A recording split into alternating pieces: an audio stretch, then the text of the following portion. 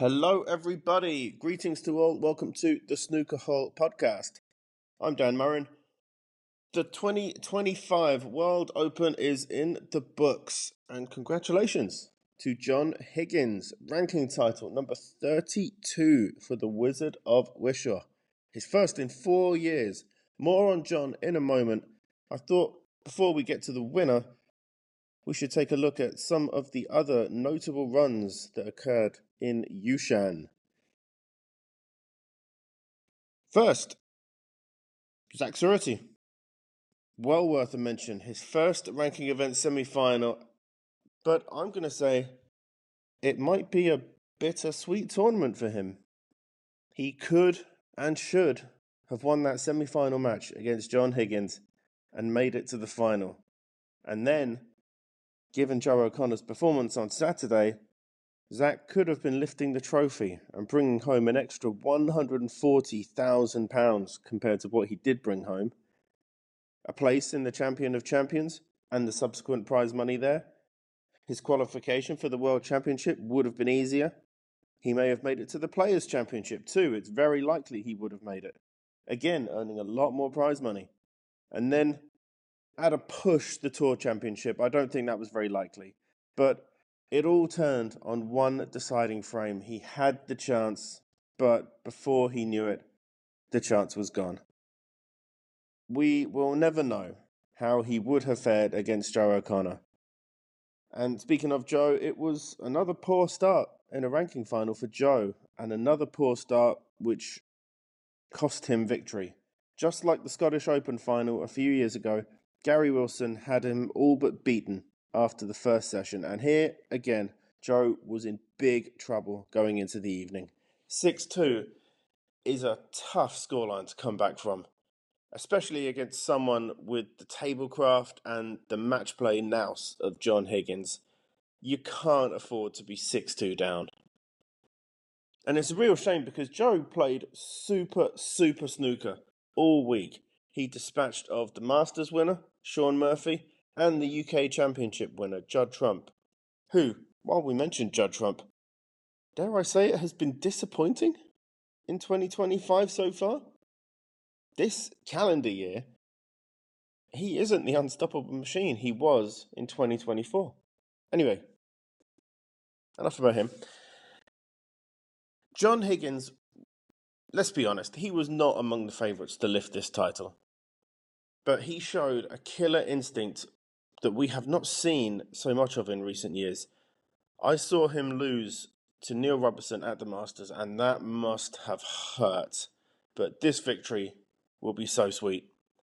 Deciding frame victories against Zhao Yulong, who, once again, should have won. Who knows how far he could have gone. And Zach Surety, as I mentioned, in the semi-final. But in that final match against Joe O'Connor, the real vintage Higgins came out. As a contest, got to be honest, the final was a bit of a flop, for the most part. I had some hope. At 7-4, yeah. At 7-4, I had hope. Had Joe won frame 12 and made it 7-5, it would have been game on. But 8-4 in a race to 10, it was too big a mountain to climb, and ultimately it proved that way. We all know that John Higgins is one of the greatest players ever to play the game. He's a 4-time world champion. He's won, as I mentioned, he's won 32 ranking events. I think Dave Hendon said on commentary that it's 57 professional titles. I mean, that's incredible. That's unbelievable. And for a player who has been so near but yet so far for the past few years, to win a title of this size this could change his season. This could spark one last final run at the top for John Higgins. Let's see what happens.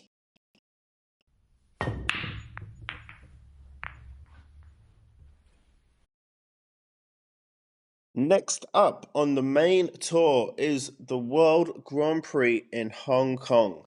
A big event on the calendar, and it's even bigger this year. The prize money has gone up. So the top 32 players of the season so far will battle for a winner's purse of £180,000.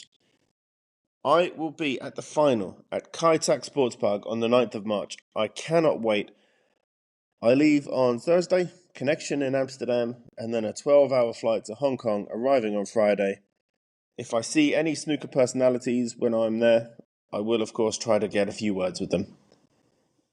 Ronnie O'Sullivan has pulled out of the event. He is replaced by Hussein Vafai, ranked number 33. I think many people are surprised by this. Some are not, some are. But you know what? If Ronnie's not ready, he's not ready. I am not going with the hope of seeing Ronnie O'Sullivan play specifically. I just want to see a great match, a great final. But Ronnie O'Sullivan has played such little snooker that he hasn't qualified for the Players' Championship or the Tour Championship. And to be honest, his presence at the World Championship is not a certainty at this point.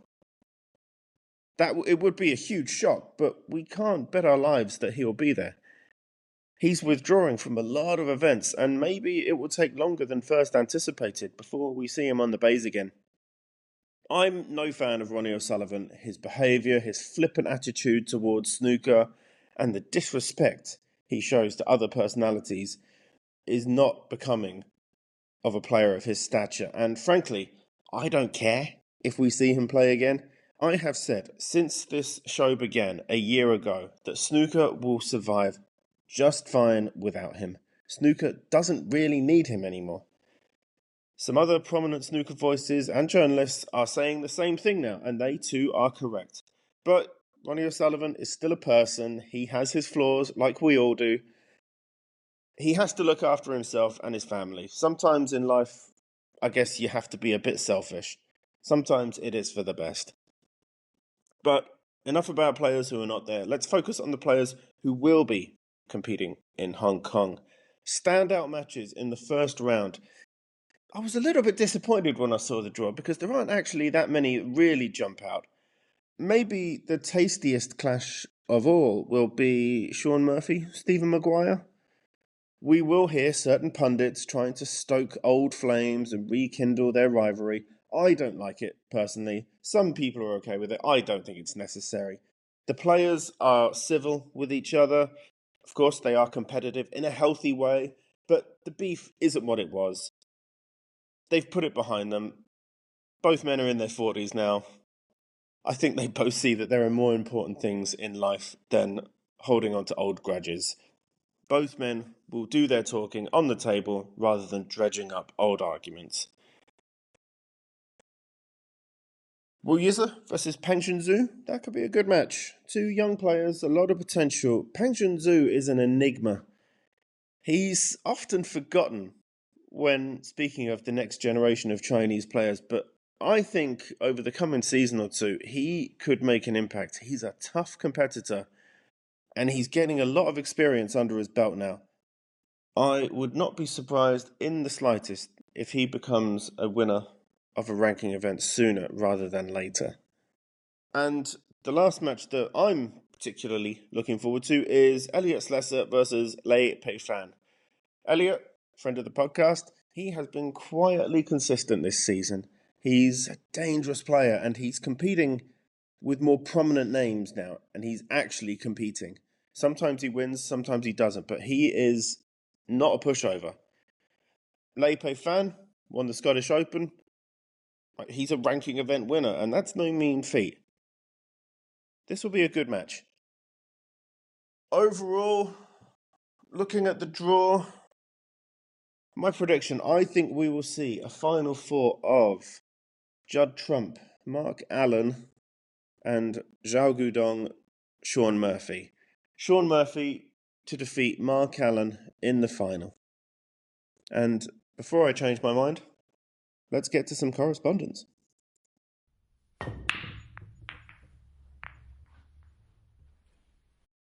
The first email comes from Scott. Hi Dan, firstly, I wanted to defend Ali Carter a little. I remember that missed yellow incident and the cue ball deviated away from the yellow right after passing it. I think Ali saw that and convinced himself that he must have hit the yellow in that case, so I don't think he was trying to cheat.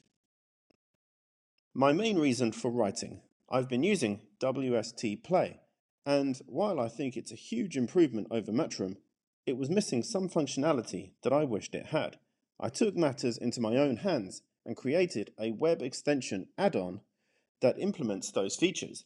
It is available on Firefox and Chrome. I named it WST Play Enhancer. For those unfamiliar, extensions or add-ons are little apps you can install for your web browser that provide some sort of extra functionality for all sorts of things, such as time management, productivity, entertainment, etc. The features. Number 1 has a spoiler-free mode that removes duration information. 2. Stores where you left off watching non-live videos. 3. Keyboard action on videos. Spacebar to pause play. Left-right arrows to go back or forward 10 seconds. Hold shift and left-right arrow to go back or forward 5 minutes. I just wanted to spread the word about it. If you try it, let me know what you think. Thanks, Scott. Well, Scott, that's pretty remarkable. I wouldn't have a clue where to begin to create an add-on. To be honest, I barely knew that add-ons existed on web browsers. So, well done. Yeah, I'm happy. Yeah, obviously happy to share this news. I haven't tried it. I'll try it when I get back from my holiday. The spoiler-free mode, that's a good one. That's the key standout feature in my opinion. Not disrespecting the other features, of course, but that one is key. And some people have, not just on this podcast, but on other podcasts too, they have lamented the fact that if it's 3-1 in a best of 7 match, and you see that there are 6 minutes left on the duration, you know what's going to happen. And that's a shame. It takes away the jeopardy. It takes away the enjoyment from watching the rest of the match because you kind of know what's going to happen. So, yeah, Scott, well done. And big thank you. Regarding the first part of your email, I went off on a bit of a rant about Ali Carter. And I'm kind of impressed that I didn't say more, actually. But you never know. If I say the wrong thing, maybe I'll be sued.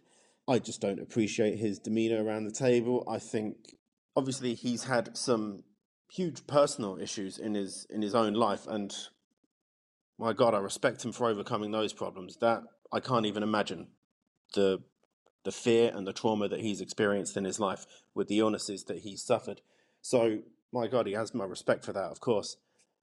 But I've just never really appreciated the way he plays. I know he's a great player, but I was happy to see Joe O'Connor win that semi-final in Yushan. Let's just say that.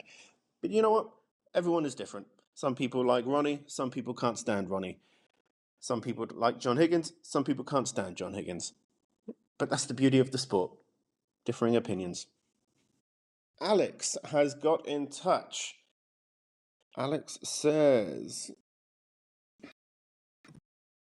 who is more underappreciated, Mark Selby or Shaun Murphy? Both are legends of snooker and are still a threat at the business end of many tournaments. However, they both get a tough ride among snooker fans, unfairly in my opinion. I am interested to see what you and the Snooker Hall community think. Your podcast is great, keep it up. Alex. Well, thank you for getting in touch, Alex, and thank you for the compliment. In my opinion, both Shaun Murphy and Mark Selby are criminally underappreciated and undervalued. I mean, their careers. Let's see if my snooker stats are on point. Between them, if I'm not mistaken, we have 10 World Championship final appearances between them and 5 wins. I want to say it's 6 UK Championship finals and maybe 4 wins between them, and 8 Masters finals and 5 wins. I'm pretty sure of that one. And it's what? 35, 36 ranking tournaments combined between them. I mean, both are in the top 10 all-time list of ranking event winners. And yet they're still seen as beneath other players. Yeah, you're right. I don't understand the stick they receive, personally. I quite like both. I think both men are really good personalities for the game. They're very different people, of course, and they play the game in maybe a different way. I gotta say, I don't want I don't want this to sound like another witch hunt, but especially when it comes to Mark Selby, I place some of this blame at the door of Ronnie O'Sullivan. Now, just because Mark plays the game in a different way, Ronnie O'Sullivan has used his status to belittle Mark Selby and his achievements, and it's wrong. I remember when Mark Selby was a 3-time world champion, Ronnie O'Sullivan tried to have a little dig by saying, well, you've got to be a 4-time world champion to be considered one of the greats, or maybe Mark Williams will be there as well. Well, why is Mark Williams more special than Mark Selby? It's because Ronnie O'Sullivan doesn't like the way Mark Selby plays the game. So he had a little dig. But now that Mark Selby has won more world championships than Mark Williams, he can't really use that as a dig anymore. Ronnie somehow, for some reason, just doesn't like other styles. People say that Ronnie O'Sullivan is a maverick, but it's simply not true, especially given his tendency to sing to the tune of those who are paying him so handsomely.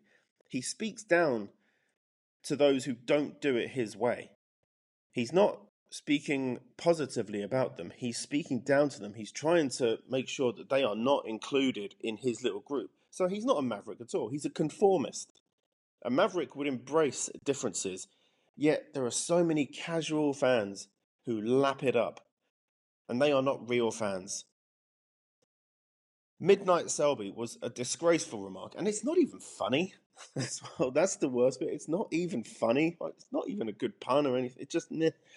So if the so-called GOAT can publicly disrespect the jester with impunity, it's clear that WST has no intention of defending one of the greatest players in the history of the sport, and that is not good enough. Thankfully, though, Mark Selby and Sean Murphy are looking a lot stronger than Ronnie O'Sullivan, and they're doing their talking on the table, and both will be among the favourites to continue that at the World Championship this year. If that comes to pass, you will not hear a word of complaint from me. I will rejoice.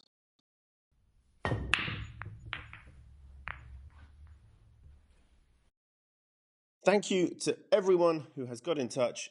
If you want to get involved and share some stories, some opinions, some memories, the email address is contactus@thesnookerhall.com. And you can also get in touch on X, Blue Sky, and Instagram.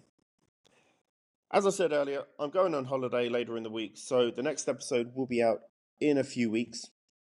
While I'm in Eastern Asia, I'll take the opportunity to visit more places in that region. I hope you enjoy the snooker over the coming weeks. Savour the coming of spring, and until next time, take care.